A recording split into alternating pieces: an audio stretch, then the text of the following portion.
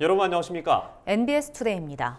미국이 제시한 협상 시한을 하루 앞두고 한미 관세 협상이 타결됐습니다. 한국이 미국에 총 4,500억 달러 규모의 투자와 구매를 하는 대신 자동차를 포함한 한국 제품의 관세를 25%에서 15%로 낮추기로 했는데요. 대통령실은 미국이 농축산물 개방을 강하게 요구했지만 식량 안보와 국내 농업의 민감성을 고려해 쌀과 쇠고기 시장은 추가 개방하지 않기로 했다고 밝혔습니다.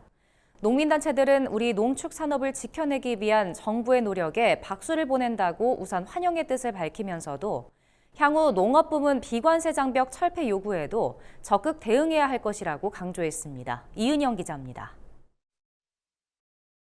한미 관세 협상 결과 미국은 한국산 제품에 15%의 관세를 부과하기로 했습니다. 대통령실은 쌀과 쇠고기 시장의 추가 개방은 없다고 밝혔습니다. 도널드 트럼프 미국 대통령은 현지 시각 7월 30일 자신의 SNS를 통해 미국이 한국과 완전하고 포괄적인 무역협정에 합의했다고 발표했습니다. 협상 결과 8월 1일부터 적용 예정이었던 상호 관세 25%는 15%로 낮아졌습니다. 앞서 미국과 관세 협상을 마친 일본, 유럽연합과 같은 수준입니다. 트럼프 대통령은 한국이 미국에 3,500억 달러, 하나로 약 487조 원을 투자하고 1,000억 달러 규모의 액화 천연가스 등 에너지 구매에 합의했다고 밝혔습니다.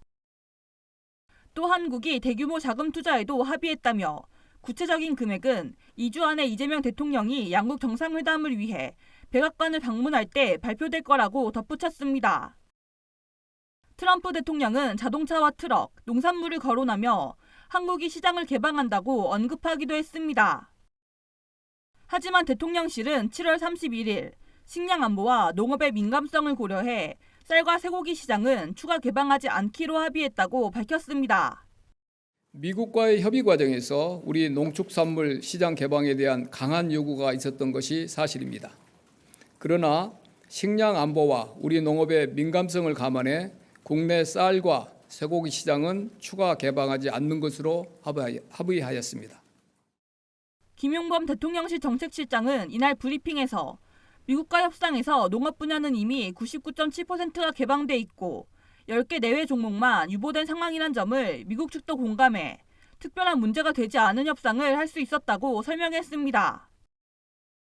또 트럼프 대통령의 SNS 발언 중 농산물 전면 개방 언급에 대해선 합의된 게 없다며 정치 지도자의 표현으로 이해한다고 전했습니다. 아울러 한국산 자동차에도 15%의 관세가 적용되고 반도체와 의약품의 관세도 다른 나라와 비교해 불리한 대우를 받지 않을 것이라고 발표했습니다.